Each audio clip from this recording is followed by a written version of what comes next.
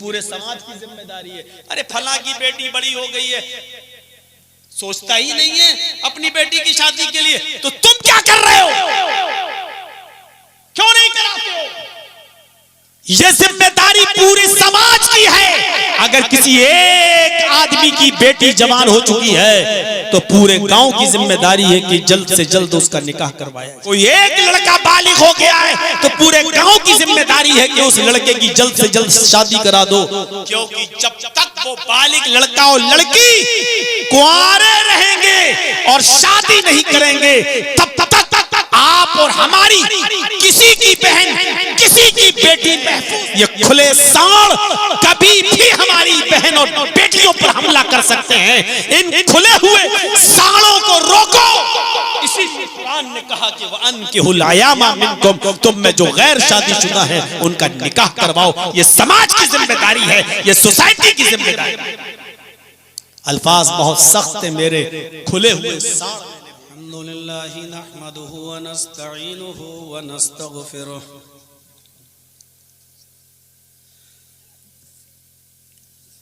व नऊज़ु बिल्लाहि मिन शुरूरि अनफुसिना व मिन सय्यिआति अमालिना।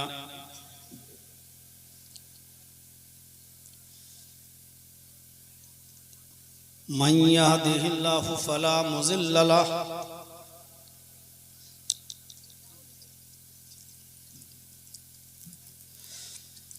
वमन युज़लिल्हु फला हादिय लहु।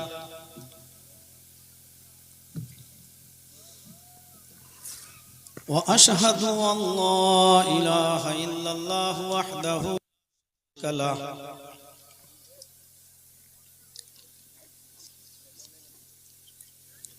व अशहदु अन्ना मुहम्मदन अब्दुहु व रसूलुहु।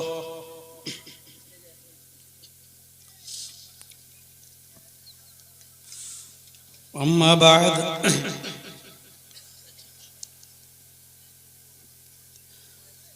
फ़इन्न खैरल हदीस किताबुल्लाह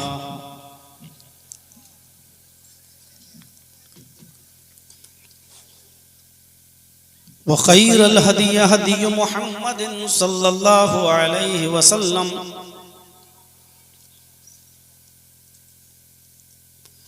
व शर्रुल उमूरि मुहदसातुहा व कुल्लु मुहदसतिन बिदअह व कुल्लु बिदअतिन ज़लालह व कुल्लु ज़लालतिन फिन्नार।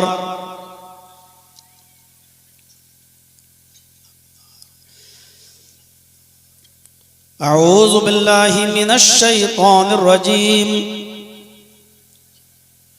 बिस्मिल्लाहिर रहमानिर रहीम।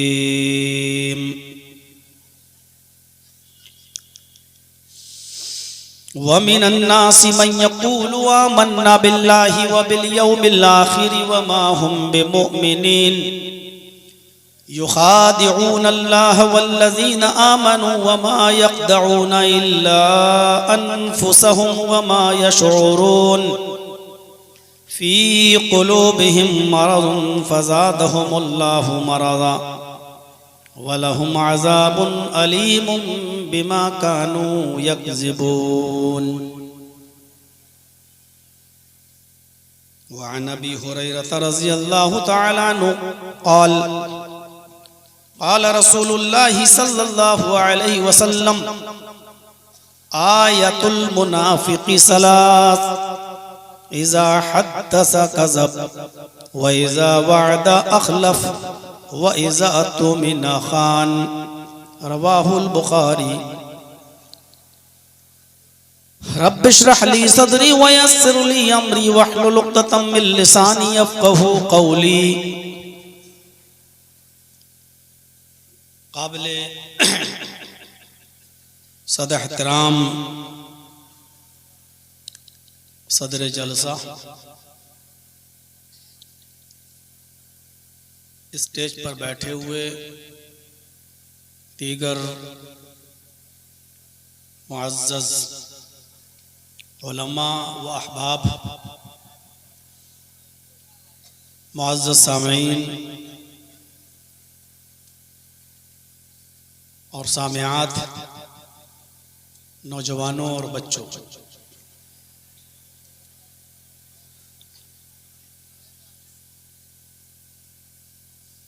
कुरान करीम की सूरह बकरा से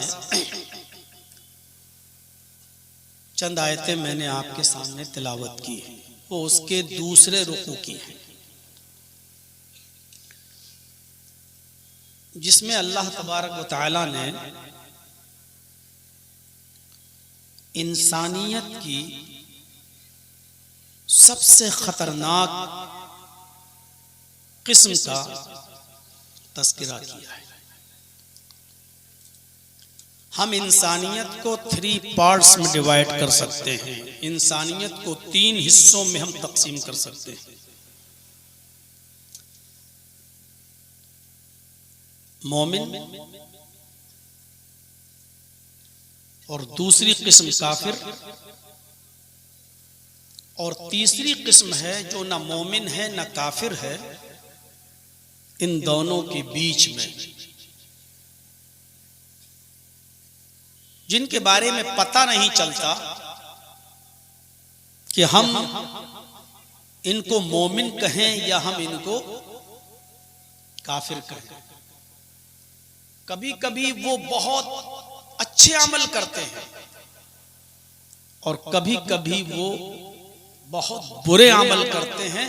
फैसला करना मुश्किल हो जाता है कि इनको हम अहले ईमान में जोड़ें या अहले कुफ्र में जोड़ें। इंसानियत की ये तीसरी किस्म कहलाती है मुनाफिक। आज मैं इंसानियत की इसी सबसे खतरनाक किस्म के बारे में कुछ बताना चाहता हूं आपको। पहली किस्म है मोमिन की, वो जन्नती। दूसरी किस्म है काफिरों की, वो जहन्नमी। मोमिनों के लिए कहा गया है उलाइका अला हुदम मिन रब्बिहिम व उलाइका हुमुल मुफ्लिहून।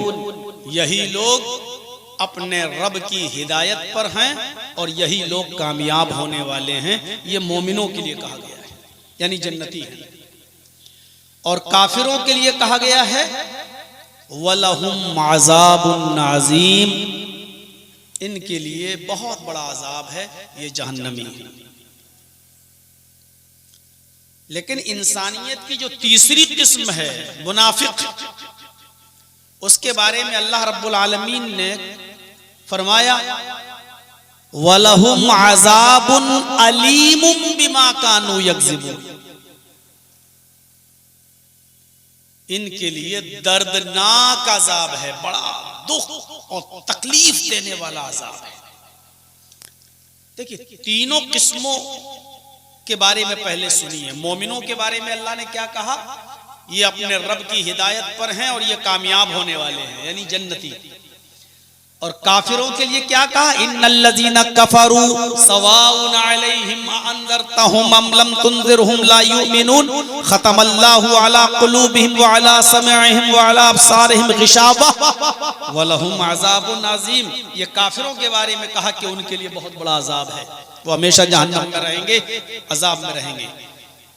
मोमिन और काफिर वाज़े है, लेकिन मुनाफिकों के बारे में पता नहीं चलता है।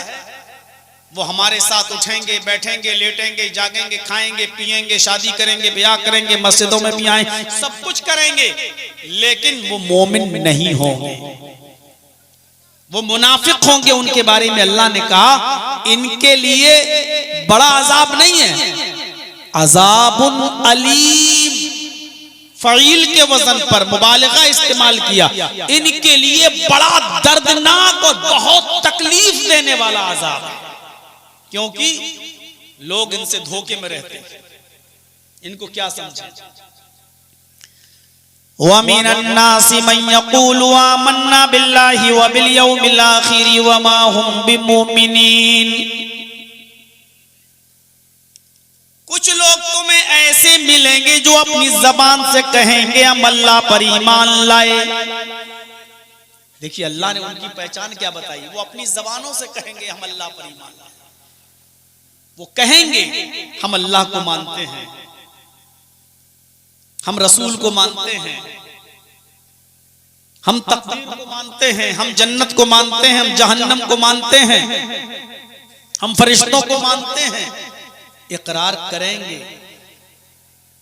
मन यकूलू आमन्ना बिल्लाहि व बिल यौमिल आखिर, और वो कहेंगे हम कयामत के दिन पर भी ईमान रखते हैं। लेकिन अल्लाह ने फरमाया वमा हुम बिमुमिनीन, धोखे में मत आना, वो मोमिन नहीं होंगे। समझ रहे हैं ना, सिर्फ जबान से कहेंगे हम मोमिन हैं, जबान से कहेंगे हाँ एक दिन कयामत आएगी, हम कयामत पर भी ईमान रखते, जबान से कहेंगे, लेकिन हकीकत यह है कि वो मोमिन नहीं होंगे।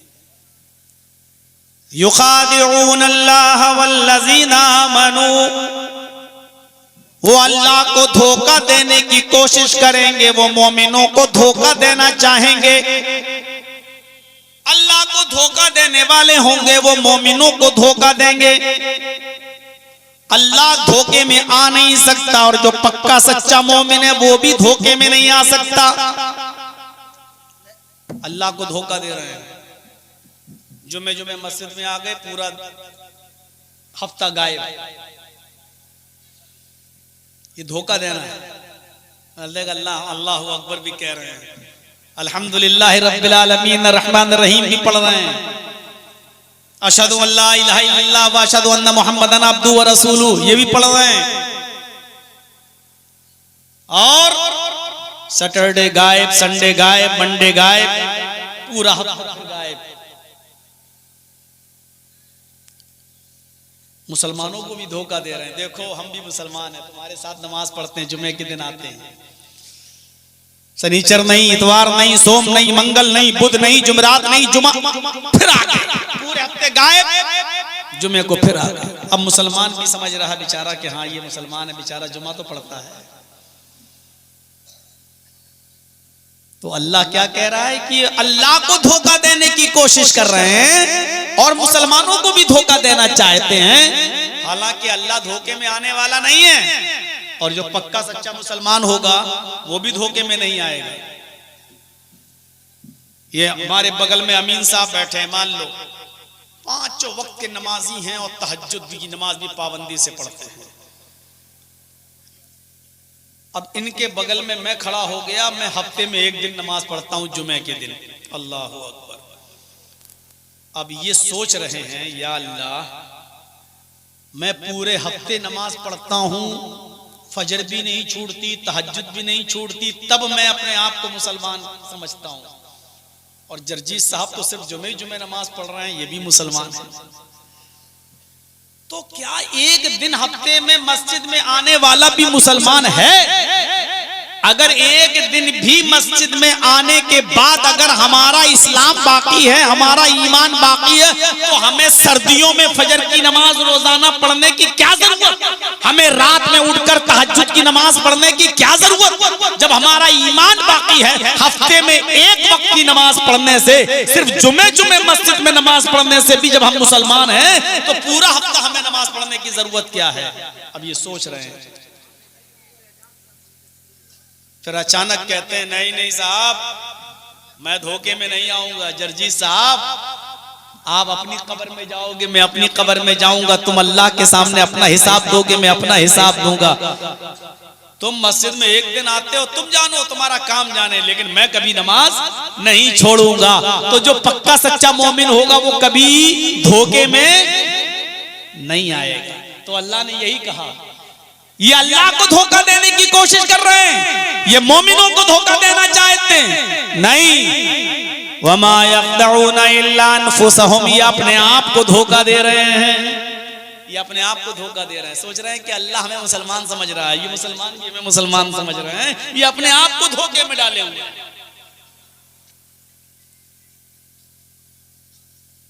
क्या कहा? युखादिऊन अल्लाह वल्लज़ीना आमनू वमा यख़दऊन इल्ला अनफुसहुम वमा यशऊरून फी कुलूबिहिम मरज़ुन फ़ज़ादहुमुल्लाहु मरज़ा। इनके दिलों में शक की बीमारी है, शक में पड़े हैं, पता नहीं जन्नत है भी या नहीं, जहन्नम है भी या नहीं, चलो मरेंगे तब देखा जाएगा जन्नत है भी कि नहीं। ये मुल्ला मौलवी ऐसे ही चिल्लाते रहते हैं। इतना भीड़ तो है नहीं आप लोगों की जो शोर कर रहे हैं। भाई थोड़ा सा बैठ जाइए, पीछे वालों को दिक्कत ना हो।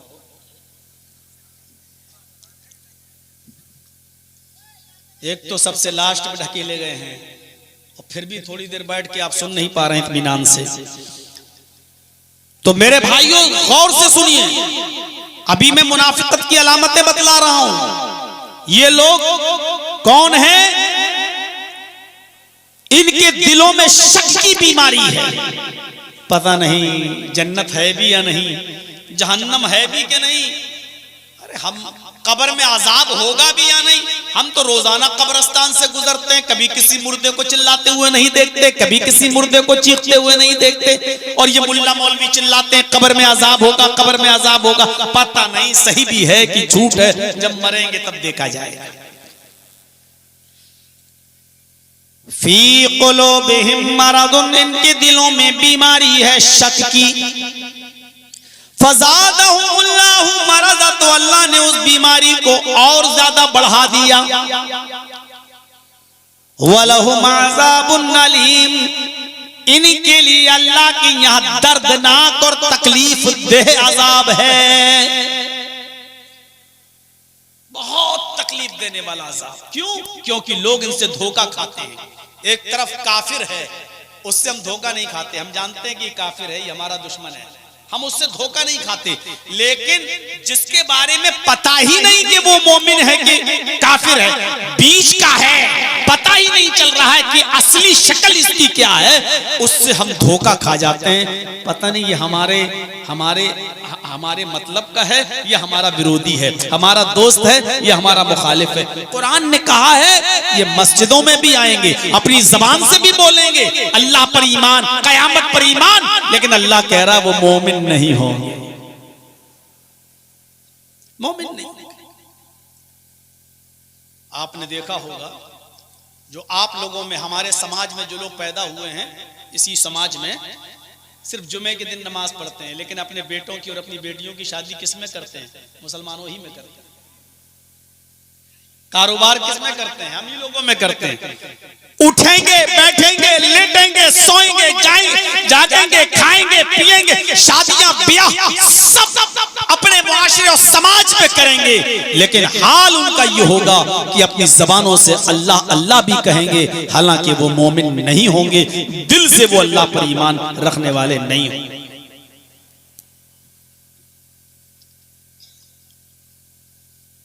जानते हो इनकी एक पहचान अल्लाह ने क्या बताई? ये पहचान अगर किसी मुसलमान के अंदर है, हमारे और आपके अंदर, तो समझ लो कि मुनाफिकत है हमारे और आपके अंदर मुनाफिकत है। पहचान सुनिए क्या बताई अल्लाह ताला ने इन मुनाफिकों की। इन्नल मुनाफिकीन युखादिऊन अल्लाह व हुवा खादिऊहुम,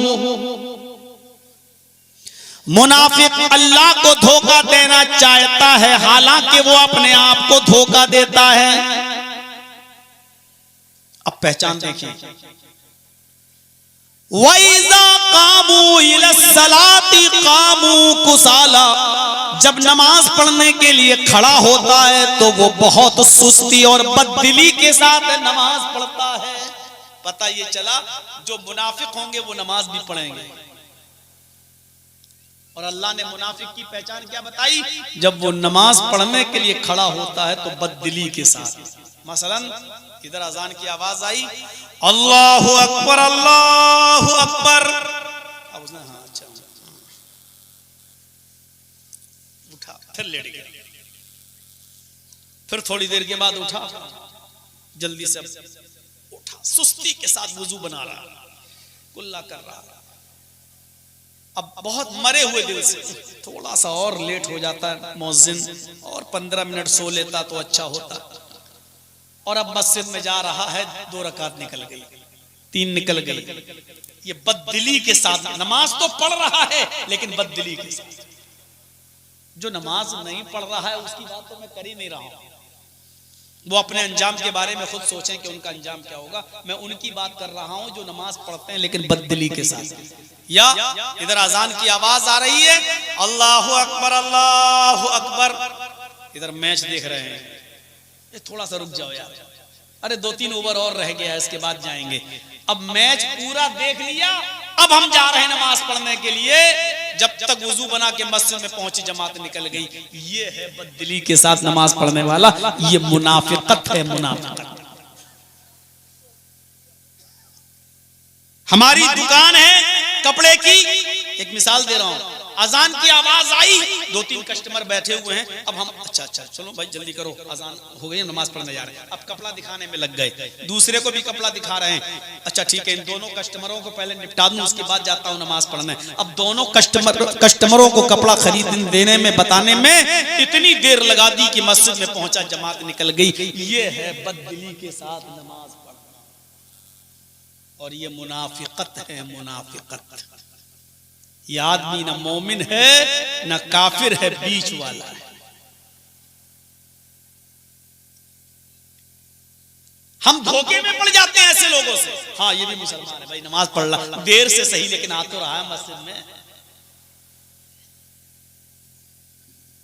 इन्नल मुनाफिकीन युखादिऊन अल्लाह व हुवा खादिऊहुम, मुनाफिक अल्लाह को धोखा देना चाहता, हालांकि वो अपने आप को धोखा दे रहा है।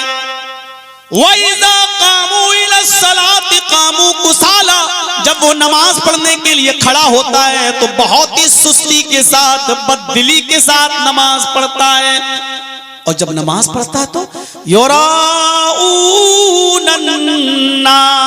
लोगों को दिखाने के लिए नमाज पढ़ता है। अब जुमे के दिन मस्जिद में नमाज पढ़ने गया तो इसलिए गया कि मोहल्ले वाले कहेंगे देखो जुमे तक की नमाज नहीं पढ़ता है। एक जुमा पढ़ा, पूरे हफ्ते नहीं आया, जुमे के दिन आया, वो भी ये सोचकर अगर हम जुमे की भी नमाज नहीं पढ़ेंगे तो लोग क्या कहेंगे, देखो यार वो जुमे तक की नमाज नहीं पढ़ता। जर्जी साहब ने अजान सुनी, मस्जिद में चले गए नमाज पढ़ने के लिए। क्यों गए? इतने बड़े मौलाना, लोग कहेंगे देखो अजान सुनकर भी मस्जिद में नमाज पढ़ने नहीं जा रहा, इसलिए जर्जी साहब मस्जिद में नमाज पढ़ने चले गए। एक हाजी साहब ने जल्दी से दुकान बंद की, अजान की आवाज सुनी, मस्जिद में चले गए। क्यों? लोग कहेंगे देखो हज करके आया है, इतनी लंबी दाढ़ी रख लिया फिर भी नमाज नहीं पढ़ रहा। नमाज पढ़ते हैं लेकिन लोगों को दिखाने के लिए। ये कौन है? मोमिन नहीं है, ये कौन है? मुनाफिक है। जरा सोचिएगा कहीं ऐसा तो नहीं जर्जी साहब जो बातें बोल रहे हैं वो हमारे ऊपर ही पूरी उतर रही हो। हर आदमी सोचे, मैं किसी एक पर नहीं ढल रहा हूं, इसमें हम मौलवी भी शामिल हैं, इसमें हम उलमा भी शामिल हैं। मौलवी कोई फरिश्ते नहीं होते हैं, दूध के धुले नहीं होते हैं, वो भी इंसान होते हैं। गौर से सुनिए, इनकी पहचान यह है कि जब भी नमाज पढ़ने खड़े होते हैं तो बददिली के साथ, सुस्ती और काहिली के साथ नमाज पढ़ते हैं और लोगों को दिखाने के लिए नमाज पढ़ते हैं। ये है इनकी पहचान। और जानते हो पहचान इनकी? अल्लाह के नबी सल्लल्लाहु अलैहि वसल्लम ने फरमाया कि मुनाफिकों के ऊपर ईशा की नमाज और फजर की नमाज बोझल होती है, भारी होती है, सकील होती है। वो ईशा की नमाज में सुस्ती करते हैं और फजर की नमाज में सुस्ती करते हैं। जो आदमी फजर की नमाज देर से पढ़े और रोजाना देर से पढ़े, समझ लो कि वो आदमी के अंदर मुनाफिकत है, ईमान नहीं, निफाक उसके अंदर दाखिल हो गया। जो पढ़ता ही नहीं उसके बारे में मैं बोल ही नहीं रहा हूं। आज मुझे माफ कर दें वो लोग जो बिल्कुल नमाज नहीं पढ़ते, मैं उनके बारे में, वो अपने खुद सोच लें। जब नमाज पढ़ने वालों के बारे में यह बयान हो रहा है तो जो पढ़ते ही नहीं है उनका हाल क्या होगा, वो अपने बारे में थोड़ा सोच लें। जो ईशा की और फजर की नमाज में सुस्ती करते हैं। अब एक वाकया मैं आपके सामने सुनाने जा रहा हूं। बेटा बैठ जाओ ना, ऐसा जुमला बोलूंगा फिर शर्म की वजह से उठ ही नहीं पाओगे, फिर यहीं पेशाब करोगे। ये अच्छी बात नहीं है बीच बीच से उठना। जब आपको ज्यादा पेशाब आता है तो पहले ही पीछे बैठना चाहिए। अभी कोई ऑर्केस्ट्रा आ जाए नाचने वाली तो पेशाब भी रुक जाएगा, लेटरिन भी रुक जाएगी। दुनिया में सबसे अच्छी आवाज कुरान की आवाज है, उसको सुनते वक्त ये क्या हो जाता है। मेरे भाइयों सुनिए, हजरत उमर फारूक रजी अल्लाह तआला अन्हु के जमाने में, उमर फारूक रजी अल्लाह तआला अन्हु जब गश्त करते थे तो कभी इस शहर, कभी उस शहर, कभी उस शहर, कभी उस शहर। एक मर्तबा जब किसी दूसरे शहर में पहुंचे मदीना के अलावा, तो वहां फजर की नमाज जब पढ़ने के लिए गए तो सब लोग आ गए मस्जिद में।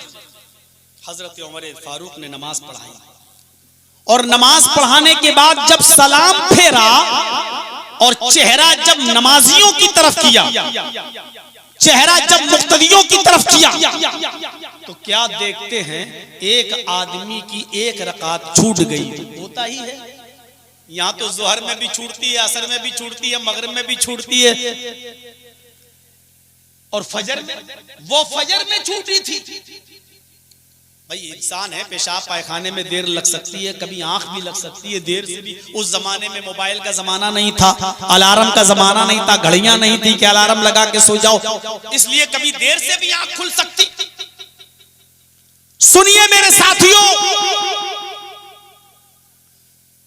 हजरत उमर फारूक ने देखा कि एक आदमी खड़े होकर नमाज पढ़ रहा है।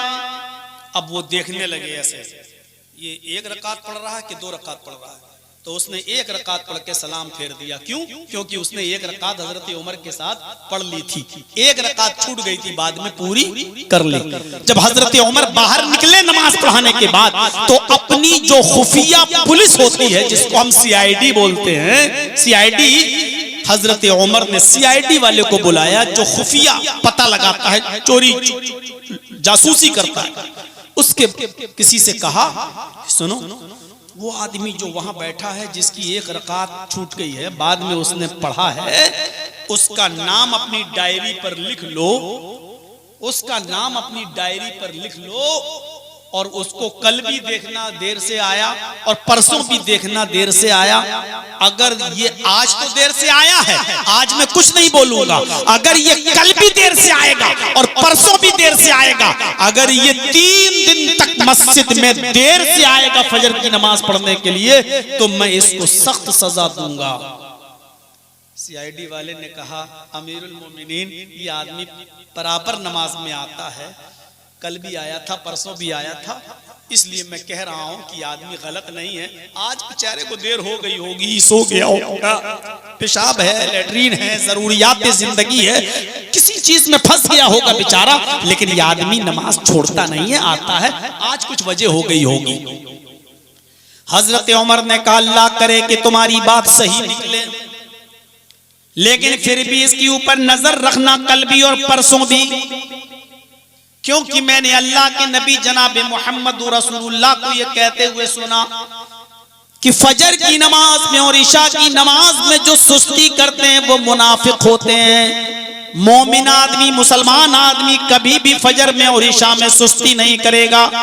अगर इस आदमी के अंदर अल्लाह ने मुनाफिकत पैदा कर दी होगी तो ये कल भी देर से आएगा और परसों भी देर से आएगा। अगर ये 3 दिन मस्जिद में देर से आया, फजर की नमाज में ताखीर से आया, लेट करके आया, तो मैं इसको सख्त सजा दूंगा। अब अंदाजा लगाइएगा, हम और आप मोमिन कहलाने के लायक हैं। हम सिर्फ एहसास पैदा कर रहे हैं, हम किसी को काफिर नहीं कह सकते। इतनी जर्जीस में हिम्मत नहीं है कि वो किसी पर कुफ्र का फतवा लगा दे। लेकिन हम इन वाकयात की रोशनी में ये पूछना चाहते हैं कि वो एक दिन लेट हुआ था तो डायरी में नाम लिखवा दिया गया, जो पूरे हफ्ते मस्जिद में ना आए, उसके बारे में क्या ख्याल किया जाए। और बहुत से लोग तो जुमा तक नहीं पढ़ते हैं, उनके बारे में क्या तसव्वुर किया। जो लोग रमजान के रोजे तक नहीं रखते और ईद और बकरीद तक की नमाज नहीं पढ़ते, उनके बारे में क्या तसव्वुर किया जाए, किस लिस्ट में उनको जोड़ा जाए। नजर रखो, अगर ये 3 दिन देर से आया तो इसको सजा दो। क्या था ये? बहुत तकरीरें सुनते हो ना, आज सुनो मेरे भाइयों, ये चीजें जरूरी है अपने मुआशरे के अंदर, जरूरी है ये चीजें। हम ये समझते हैं कि मुनाफिक बस वही है, नहीं, मुनाफिक ये भी जो देर से मस्जिद में आए फजर में और इशा में, वो भी मुनाफिक। जो दूसरों को दिखाकर नमाज पढ़े, वो भी मुनाफिक। जो सुस्ती और काहली के साथ नमाज पढ़े, बददिली के साथ नमाज पढ़े, वो भी मुनाफिक। जो जमात को टाल मटोल कर छोड़कर नमाज पढ़ने का आदी बन जाए, मस्जिद जमात के साथ नमाज न पढ़े, वो भी मुनाफिक। और मुनाफिक की पहचान जानना चाहते हो तो वो हदीस सुनिए। अबू हुरैरा रज़ी अल्लाह तआला अन्हु ने फरमाया, अन अबी हुरैरा रज़ी अल्लाह तआला अन्हु क़ाल क़ाल रसूलुल्लाह सल्लल्लाहु अलैहि वसल्लम आयतुल मुनाफिक़ सलास। अल्लाह के नबी सल्लल्लाहु अलैहि वसल्लम ने फरमाया कि मुनाफिक की 3 अलामतें हैं। ये 3 अलामतें हमारे और आपके अंदर तो नहीं पाई जा रही हैं। मुसलमानों जरा गौर से सुनना। अल्लाह के नबी सल्लल्लाहु अलैहि वसल्लम ने फरमाया कि मुनाफिक की 3 अलामतें हैं। पहली अलामत क्या है? इज़ा हद्दसा कज़ब, जब वो बात करता है तो झूठ बोलता है। झूठ बोलने वाला भी मुनाफिक। हम में और आप में तो कोई झूठ बोलने वाला होगा नहीं। मौलवी साहब, अगर लिस्ट देखोगे ना तो मौलवी लोग सबसे ज्यादा झूठ बोलने वाले निकलेंगे, इसमें कोई शक नहीं। मैंने पहले ही कहा था कि मौलवी फरिश्ता नहीं होता। इज़ा हद्दसा कज़ब, जब भी बात करेगा तो झूठ बोलेगा। और जानते हो झूठे की एक पहचान भी बताई अल्लाह के रसूल ने, जो हर बात पे कसम खाए वो भी झूठा। बहुत ज्यादा कसमें खाए, अल्लाह की कसम, हर बात अल्लाह की कसम, अल्लाह की कसम, अल्लाह की कसम। स्टेजों पर भी जो बहुत ज्यादा कसमें खाए, मैंने कह दिया जो कहना था। मेरे भाइयों, समझदारा इशारा काफी है। समझदारों के लिए इशारा काफी है। सुन लीजिए मेरे प्यारे साथियों, बहुत ज्यादा कसमें खाने वाला, चाहे वो अल्लाह ही की कसम क्यों न खाता हो, चाहे वो मौलवी हो, आलिम हो, पीर हो, वली हो, सारी दुनिया झूठी हो सकती है, मोहम्मद रसूलुल्लाह का फरमान झूठा नहीं हो सकता। अल्लाह के नबी ने फरमाया जो बहुत ज्यादा कसमें खाए वो झूठा है। अरे हो गई एक आध बार कसम पूरे दिन में, हर बात पे कसम, हर बात पे कसम। दुकान खोले बैठे जर्जी साहब, मोबाइल की दुकान, अटैची की दुकान, कपड़े की दुकान, अल्लाह की कसम भाई इसमें मार्जिन बहुत कम है, कुछ नहीं बच रहा है, 7-10 रुपए बच रहे हैं, सिर्फ हम 10 रुपए भी नहीं कमाए, अपने बीवी अरे अल्लाह की कसम भाई कपड़ा बहुत अच्छा, अरे अल्लाह की कसम अपनी औलाद की कसम खा के कह रहे हैं कि बिल्कुल। जो बहुत ज्यादा कसमें खा खा कर बात करे, कपड़ा उससे बिल्कुल मत खरीदिए, समझ लीजिए कि वो झूठा है। यह आदमी बहुत बड़ा झूठा है, बहुत बड़ा। और झूठ मुनाफिकत पैदा करता है इंसान के अंदर, मुनाफिकत। अल्लाह के नबी जनाब मोहम्मद रसूलुल्लाह सल्लल्लाहु अलैहि वसल्लम के पास एक शख्स आता है, सुनन दारमी की रिवायत है, सुनते जाइएगा मेरे भाइयों, बड़ी मुबारक हदीस सुनाने जा रहा हूं। वो आदमी आया और आने के बाद कहता है कि मैं नया नया मुसलमान हूं अल्लाह के रसूल। आपने कहा मुबारक हो इस्लाम तुम्हें। उसने कहा आमीन। अय अल्लाह के रसूल, मेरे अंदर 4 बुराइयां पाई जाती हैं, इन बुराइयों में से एक बुराई छोड़ सकता हूं आपके कहने के मुताबिक। 4 बुराइयां पाई जाती हैं मेरे अंदर, लेकिन एक बुराई छोड़ सकता हूं बस। अगर आप हमसे कहेंगे कि मौलाना जर्जी साहब मेरे अंदर इतनी बुराइयां हैं, मैं एक छोड़ूं, तो मैं कहूंगा भाग, छोड़ना हो तो सब छोड़, एक छोड़ देगा बाकी सब करेगा। ऐसे छोड़ने से क्या फायदा? कोई कहे कि मैं चोरी भी करता हूं, मैं ये भी करता हूं, मैं ये भी करता हूं, मैं ये भी करता हूं, आप बताइए एक छोड़ दूं तो मैं क्या कहूंगा? बे पागल है क्या? एक छोड़ के क्या फरिश्ता बनना चाहता है तू?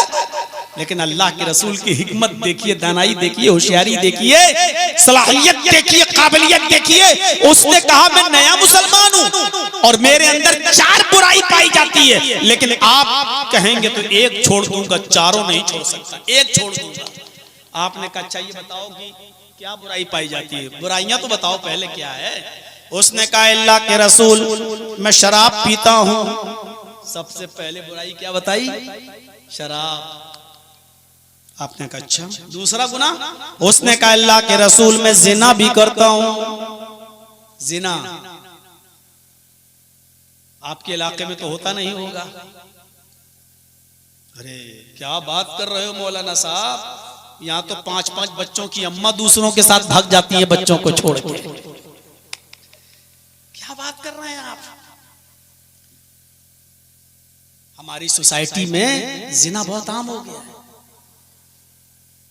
और लोग अब इसको जिना समझते कहां, अब तो इसको शाही शौक समझने लगे, ये बादशाहों वाला शौक समझने लगे हैं। जैसे कभी नवाबों वाली जिंदगी थी ना, लोग कहते थे कि 300-300 महारानियां रखते थे, ये शौक हो गया है आज के जमाने में। उसने कहा अल्लाह के रसूल मेरे अंदर एक बुराई है कि मैं शराब पीता हूं और शराब पी के जब नशा आता है तो नशे में मैं जिना भी करता हूं। मेरी एक गर्लफ्रेंड है, ये तर्जुमा ज्यादा बेहतर रहेगा आज के मौजूदा जमाने के हिसाब से। मेरी एक दोस्त है, एक से है मेरे कनेक्शन, ताल्लुक है मेरा, मैं जिना भी करता हूं। आपने कहा अच्छा और तीसरी बुराई? कहा अल्लाह के रसूल तीसरी बुराई यह है कि मैं चोरी भी करता हूं और ये सब काम मैं रात में करता हूं। आपने कहा 3 ही तो बताएं, चौथा? का चौथा काम तो मैं दिन में भी करता हूं और रात में भी करता हूं, दिनों रात। का क्या? का मैं झूठ भी बोलता हूं। 4 गुनाह बताए उसने। फिर से सुनिए, मैं रात में चोरी करता हूं, मैं रात में शराब पीता हूं, शराब के नशे में जब शराबोर हो जाता हूं, धुत हो जाता हूं तो मैं जिना भी करता हूं, जब नशा उतर जाता है तो रात के अंधेरे में मैं चोरी भी करता हूं और चौथा गुनाह यह है कि मैं झूठ भी बोलता हूं। अल्लाह के नबी ने कहा अच्छा 4 गुनाह हैं तुम्हारे अंदर, बुराइयां, एक छोड़ सकते हो। कहा अच्छा तुम झूठ छोड़ो। हंसने लगा, बड़ी तेज हंसता है। झूठ? अरे आपने तो बहुत आसान बुराई बता दी है। अगर आप कहते चोरी छोड़ो तो मेरे लिए मुश्किल होता, क्योंकि घर का गुजर बसर चोरी में चलता। आपने चोरी नहीं छोड़वाई, चलो। जिना कहते तो मुश्किल होता, क्योंकि वो लड़की हमें छोड़ नहीं सकती, बड़ा इश्क है उससे हमें, हम भी उसके बिना नहीं रह सकते, वो भी हमारे बिना नहीं। चोरी कहते, शराब कहते, जिना कहते तो मुश्किल होता मेरे लिए, लेकिन आपने झूठ।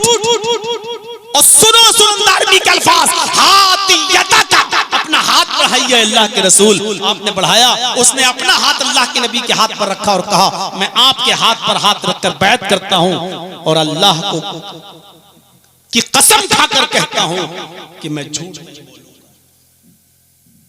अल्लाह के रसूल ने कहा अल्लाह तुझे तेरी बात में सादिक रखे, सच्चा उतारे, पूरा करे, तुझे अपनी बात पूरा करने की तौफीक दे।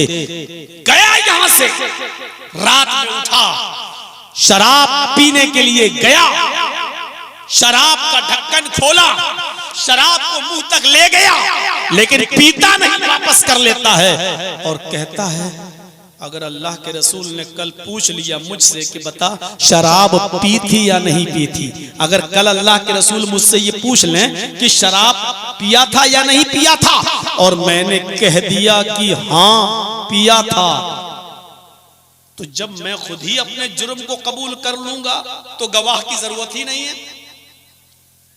जब मैं खुद ही जुर्म कबूल कर लूंगा तो 40 कोड़े मारे जाएंगे मेरे, फिर तो किसी गवाह की जरूरत ही नहीं। अगर मैंने कह दिया कि हाँ मैंने शराब पी थी तो मुझे 40 कोड़े मारे जाएंगे, और अगर मैंने कह दिया कि मैंने शराब नहीं पी थी तो ये झूठ हो जाएगा। और मैंने अल्लाह का रसूल का हाथ छूकर अल्लाह की कसम खाकर कहा था कि मैं झूठ नहीं बोलूंगा। झूठ तो बोल नहीं सकता और 40 कोड़े में खा नहीं सकता। अरे छोड़ो यार, शराब नहीं पीऊंगा, शराबी छोड़ दिया। फिर जिना करने के लिए गया। अल्लामा हेस्मी ने मजमऊ ज़वाइद के अंदर नकल किया कि दोनों कपड़े उतार भी चुके, यानी जिना करने के लिए तैयार भी हो चुके। इसने सोच लिया कि अगर मैंने जिना किया और कहीं अल्लाह के रसूल ने अगर कल सुबह पूछ लिया कि बता तूने जिना किया था या नहीं किया था, मैंने कह दिया हाँ किया था, तो 100 कोड़े मारे जाएंगे, 100 कोड़े। और अगर कह दिया कि नहीं तो ये झूठ हो जाएगा। ए लड़की हट, 100 कोड़े कौन खाएगा? और मैं झूठ भी नहीं बोल सकता क्योंकि मैंने अल्लाह के रसूल के हाथ को छूकर अल्लाह की कसम खाई है कि मैं झूठ नहीं बोलूंगा। कसम का कितना लिहाज रखते थे और अपने हाथ को रसूल के हाथ से मिला चुके, इसलिए रसूलुल्लाह से किए हुए वादे की तौहीन भी नहीं कर रहे हैं। जिना भी चोरी के इरादे से चोरी करने गया, चोरी कर भी लिया, बहुत सा सामान चुरा भी लिया, घर से वापस आना चाहता है। सोचने लगा कर अल्लाह के रसूल ने अगर सवाल कर लिया कि बता चोरी की थी या नहीं की थी, और मैंने कहा कि हाँ की थी, तो मेरा हाथ काटा जाएगा, और अगर मैंने कह दिया नहीं तो ये झूठ हो जाएगा। और मैं अल्लाह के रसूल से वादा करके आया कि मैं झूठ नहीं बोलूंगा। उसने चोरी किया हुआ सामान भी वापस कर दिया, अपनी जगह रख दिया, और सुबह होकर फजर की नमाज में आया। अल्लाह के नबी सल्लल्लाहु अलैहि वसल्लम ने जब नमाज पढ़ाकर सलाम फेरा तो आपने उस नौजवान को देखा, इधर आओ, बुलाया, क्या हुआ? आज शराब नहीं पिए, चोरी नहीं किए, जिना नहीं किए? कहने लगा अल्लाह के रसूल, कल जब आपने मुझसे कहा था झूठ छोड़ दो तो मैं समझा था कि आपने कोई बड़ी चीज हमसे नहीं छुड़वाई है, बहुत आसान चीज छुड़वाई है, लेकिन झूठ को छोड़ने की वजह से मेरे और जो 3 गुनाह थे वो भी छूट गए। तो अल्लाह के नबी ने जो जुमले कहे वो ये कि मैं जानता था कि झूठ तमाम गुनाहों की जड़ है। आज हम कारोबार में झूठ बोलते हैं, बिजनेस में हमारा झूठ, नौकरी में हमारा झूठ, बच्चों से हम झूठ, बीवी से हम झूठ। झूठ ना बोले तो हमारा खाना हजम नहीं होता। मेरे भाइयों, जिना की सजा ये बताई गई है कि 100 कोड़े, वो भी किसके लिए? गैर शादीशुदा के लिए। लेकिन शादीशुदा के लिए 100 कोड़े नहीं है। अगर कोई शादीशुदा शख्स जिना करता है तो उसकी सजा यह है कि अगर मर्द है शादीशुदा तो उसको पत्थरों से मारा जाएगा और दौड़ा के मारा जाएगा, और अगर औरत है शादीशुदा तो उसको जमीन में सीने के बराबर गाड़कर उसके सरों पर पत्थर उस वक्त तक मारा जाएगा जब तक कि वो मर न जाए, उसकी रूह न निकल जाए। यह है शादीशुदा जिनाकारों की सजा। हमारे मुआशरे में ये पनप रहा है, बड़े जोरों शोर के साथ जिनाकारी और अय्यारी और मक्कारी हो रही है। मेरे भाइयों, अगर इस पर कदगन न लगाई गई, इस पर रोक न लगाई गई तो ये मुआशरा बहुत तेजी के साथ बर्बादी की तरफ चला जाएगा।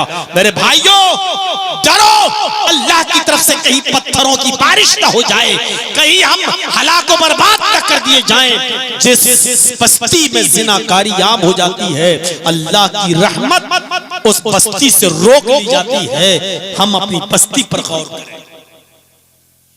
मदरसा बनाया, कमेटी है ना, एक और कमेटी बनाओ जो नजर रखे। लड़की पढ़ने जा रही है तो किसके साथ जाती है, किसके साथ आती है, कितने बजे जाती है, स्कूल की छुट्टी कितने बजे हो रही है, किस स्कूल में पढ़ रही है। मां बहन बेटियों की इज्जत के खातिर आपको ये कमेटी बनाना पड़ेगी।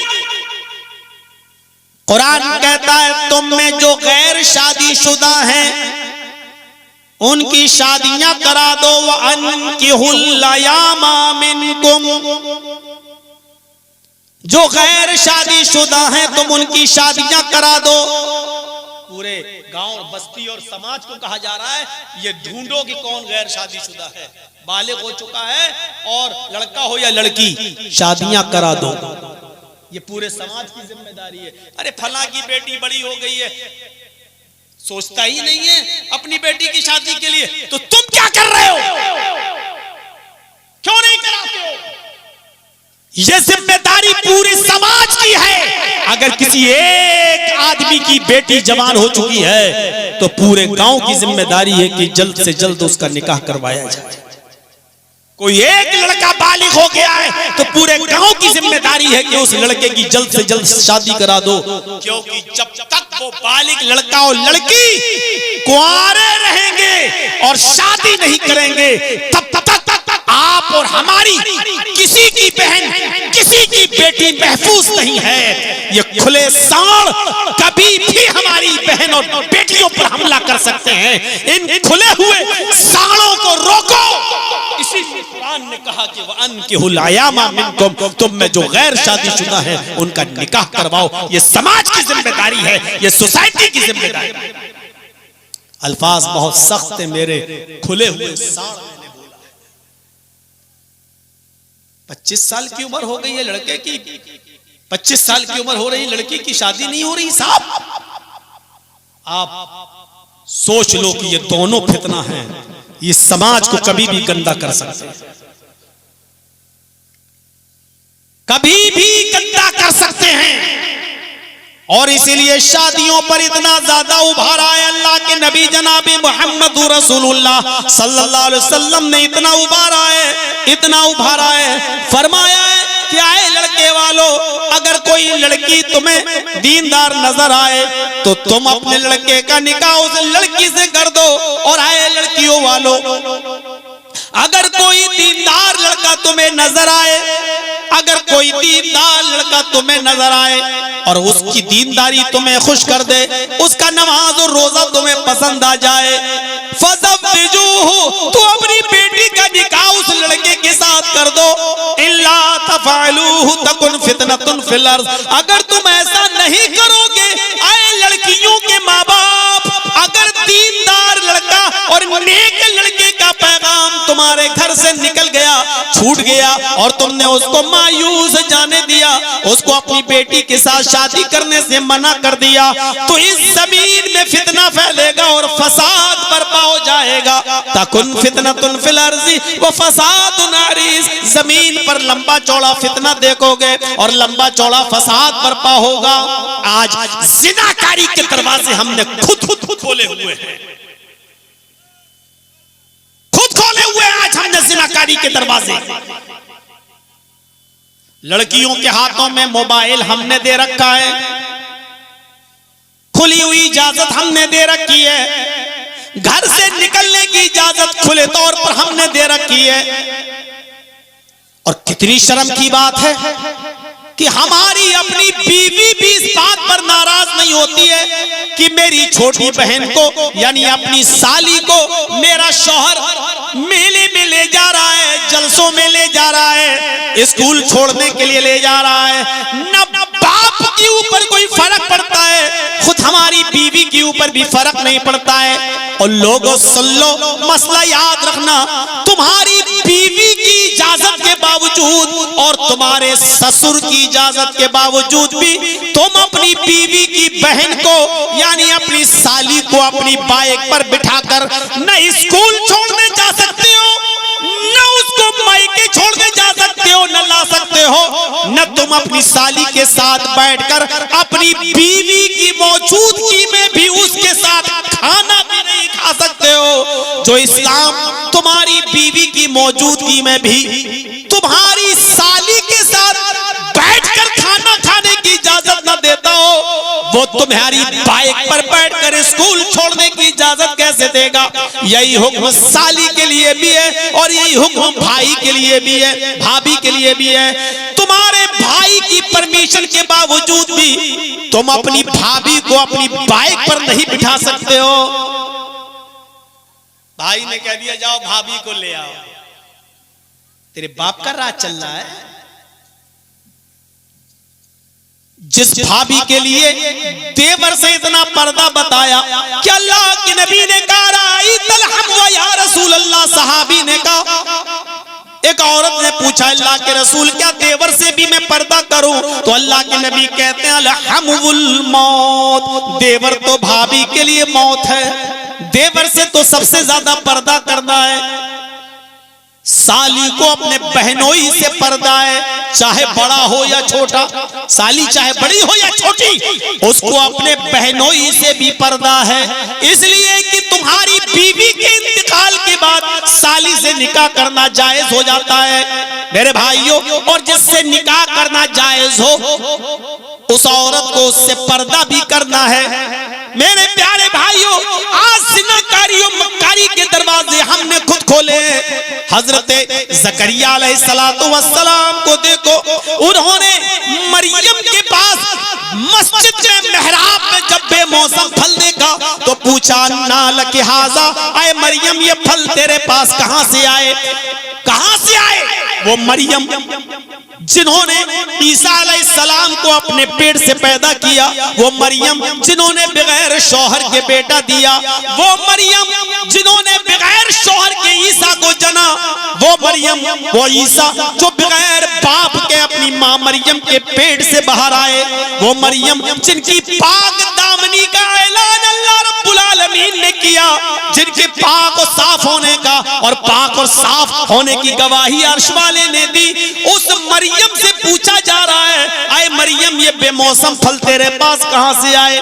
तो हजरत मरियम जवाब देती है क़ालत हिया क़ाल हुवा मिन इंदिल्लाह, ये सारे के सारे फल अल्लाह के पास से आए। जब मरियम से सवाल किया जा सकता है तो हमारी बेटियों से क्यों नहीं पूछा जा सकता है? हमारी लड़कियों से और हमारी बहनों से सवाल क्यों नहीं किए जा सकते हैं? ज़िनाकारी के दरवाजे हमने खुद खोले हैं। तो मुनाफिक की पहली पहचान ये बताई, इज़ा हद्दसा कज़ब, जब बात करता है तो झूठ बोलता है। और दूसरी पहचान बताई व इज़ा वादा खलफ, जब वादा करता है तो वादा खिलाफी करता है। यहाँ जितने बैठे हैं कोई वादा खिलाफी तो करता नहीं होगा, माशाअल्लाह सब मोमिन हैं। वादा खिलाफी, किसी से वादा कर दिया और मुकर गए। शादियों में ज्यादा होता है, एक लड़का एक लड़की की शादी तय हो गई, रिश्ता लग गया, लड़की वालों ने देखा कि इससे भी अच्छा लड़का मिल गया और सर्विस वाला मिल गया, सरकारी नौकरी मिल गई, इस लड़के में ऐब लगाकर रिश्ता तोड़ लिया और दूसरे के साथ जब वादा कर लिया तो कर लिया। हजरत अब्दुल्लाह इब्ने उमर के इंतकाल का वक्त जब करीब आया, मरजुल मौत में मुब्तला हुए तो उन्होंने फरमाया कि फला नौजवान को बुलाओ। लोगों ने कहा आपकी तबीयत ज्यादा खराब है, उस नौजवान को कौन जाएगा बुलाने? कहा जल्दी से उस नौजवान को बुलाओ, मैंने उस नौजवान से एक वादा किया था और उससे ये कहा था कि जब मेरी बेटी बालिग हो जाएगी तो मैं अपनी बेटी का निकाह तुम्हारे साथ कर दूंगा, मैं अपनी बेटी का निकाह तुम्हारे साथ कर दूंगा। मेरी बेटी बालिग हो गई है, जल्दी से उस नौजवान को बुलाओ, अगर मेरी जिंदगी में आता है तो मैं खुद अपनी बेटी का हाथ उसके हाथ में दे दूंगा, मैं खुद निकाह पढ़वा दूंगा, और अगर उसके आने से पहले मेरा इंतकाल हो जाए तो आए लोगों में इजाजत दे के जा रहा हूं कि मेरे इंतकाल के बाद मेरी बेटी का निकाह उस नौजवान से कर देना, क्योंकि मैंने उससे वादा किया था। ये था वादा, ये था वादा। हजरत उमर ने एक ईसाई से जिसको कत्ल की सजा थी उसकी गर्दन उड़ाना फर्ज था, हजरत उमर फारूक ने उसकी गर्दन जब उड़ाना चाही तो जोर जोर से चिल्लाने लगा पानी पानी पानी, मुझे प्यास लगी है। हजरत उमर ने कहा लोगों इस आदमी को जरा पानी ला कर दे दो, ये आदमी प्यासा है, ऐसे ऐसा ना हो कि मैं इसकी गर्दन उड़ा दूं और लोग बाद में ये कहें कि उमर ने किसी को पानी पीने तक की मोहलत नहीं दी, इसको पानी पिला दो, ये पानी पानी चिल्ला रहा है। जब उसको पानी दिया गया तो वो पानी पी नहीं रहा है। हजरत उमर ने कहा तूने पानी मांगा, मैंने तुझे पानी दे दिया। वो कहने लगा अमीरुल मोमिनीन, मुझे डर लगता है कहीं तू वादा खिलाफी ना कर जाए, पानी पीने के लिए दिया और मैं पीने लगूं तो तू मेरी गर्दन पे तलवार ना मार दे। हजरत उमर ने कहा ऐ यहूदी, ऐ ईसाई, तू मुझे जानता नहीं है कि मैं मुसलमान हूँ और कभी झूठ नहीं बोलता और वादा खिलाफी नहीं करता। मैंने पानी तुझे दे दिया, ये पानी पी ले और मैं वादा करता हूँ जब तक तू इस पानी को पी नहीं लेगा मैं तेरी गर्दन पे तलवार नहीं चलाऊंगा। उसने फौरन पानी का गिलास उठाकर जमीन पर फेंक दिया और कहा कि उमर, मैं जानता हूँ कि मुसलमान कभी झूठ नहीं बोलता और मुसलमान कभी वादा खिलाफी नहीं करता। अभी अभी आपने मुझसे वादा किया है कि जब तक तू उस पानी को पी नहीं लेगा जो तेरे हाथ में है मैं तेरी गर्दन पे तलवार नहीं चलाऊंगा। मैंने वो पानी फेंक दिया, ना मैं वो पानी पीऊंगा और ना आपकी तलवार मेरी गर्दन पर चलनी चाहिए। हजरत उमर ने कहा इसको छोड़ दो, क्योंकि मैंने इससे वादा किया था, मुझे डर लगता है इसकी गर्दन अगर मैं उड़ा दूं तो अल्लाह के यहाँ मैं मुनाफिक बनकर न उठाया जाऊं, क्योंकि वादा खिलाफी के जुर्म में कहीं मैं मुनाफिक न बन जाऊं। हजरत उमर ने अपना वादा पूरा किया और जब वादा पूरा किया तो उसने भी देखा कि उमर ने जब वादा पूरा किया तो वो भी इस्लाम ले आया और वो भी मुसलमान हो गया। तो मुसलमान वो होता है जो वादा खिलाफी नहीं करता और जो वादा तोड़ता है वो मोमिन नहीं, वो मुनाफिक होता है। और तीसरी चीज बताई मुनाफिक की पहचान, वह इज़्ज़त बिना खाना, जब अमानत रखी जाती है तो खयानत करता है। अमानत में खयानत बहुत बुरी चीज है, अमानत में खयानत। नौजवानों एक वाकया सुनाऊंगा, जरा सुन लीजिएगा, बहुत दिलचस्प वाकया मैं सुना रहा हूं आपको। आज हमने अमानतों को क्या समझ रखा है, क्या समझ रखा है। एक बहुत बड़े मुहद्दिस गुजरे हैं जिनका नाम है शाह अब्दुल अजीज मुहद्दिस। शाह अब्दुल अजीज मुहद्दिस देहलवी रहमतुल्लाह अलैह ने एक किताब लिखी है, उस किताब का नाम है बुस्तानुल मुहद्दिसीन। बुस्तानुल मुहद्दिसीन के अंदर एक वाकया नकल करते हैं शाह अब्दुल अजीज मुहद्दिस देहलवी रहमतुल्लाह अलैह, हजरत मुबारक का वाकया बयान करते हैं कि हजरत मुबारक बहुत गरीब थे और किसी की नौकरी ढूंढ रहे थे कि मुझे कुछ मिल जाए ताकि मैं अपने घर में अपने माँ बाप, बूढ़े माँ बाप की देखरेख कर सकूं। तो हजरत मुबारक नौकरी की तलाश में निकले तो एक रईस और अमीर आदमी उनको मिल गया और उसने कहा क्या तुम मेरे बाग में, मेरे गार्डन में आम के जो दरख्त हैं उनकी देखरेख करोगे, पानी देना है और आम के दरख्तों की देखरेख करना है। उन्होंने कहा कि मैं नौकरी कर लूंगा। उनको नौकरी के लिए रख लिया। वो सुबह उठते, आम के दरख्तों में पानी मारते, खेत में पानी देते, सिंचाई करते और आम के दरख्तों की देखरेख करते।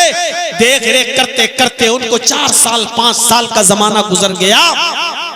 एक दिन ये रईस और अमीर आदमी अपने कुछ दोस्तों को लेकर जब बाग में पहुंचा तो उसने मुबारक से कहा, अरे मुबारक जाओ जरा कुछ मीठे मीठे आम तोड़ के लाओ, हमारे दोस्त आए हुए हैं, इनको खिलाना चाहता हूँ। हजरत मुबारक जाते हैं और जाने के बाद कुछ आम तोड़ते हैं, एक तरफ से ये तोड़ के लाए तो जब काटा गया तो कुछ आम मीठे निकले, कुछ आम खट्टे निकले, कुछ आम कसीले निकले। उस अमीर आदमी ने डांटते हुए कहा, मुबारक तुम्हें इतने साल हो गए काम करते हुए, तुम्हें पता नहीं कि कौन से आम मीठे कौन से खट्टे, तुम मेहमान के सामने मुझे जलील कर रहे हो।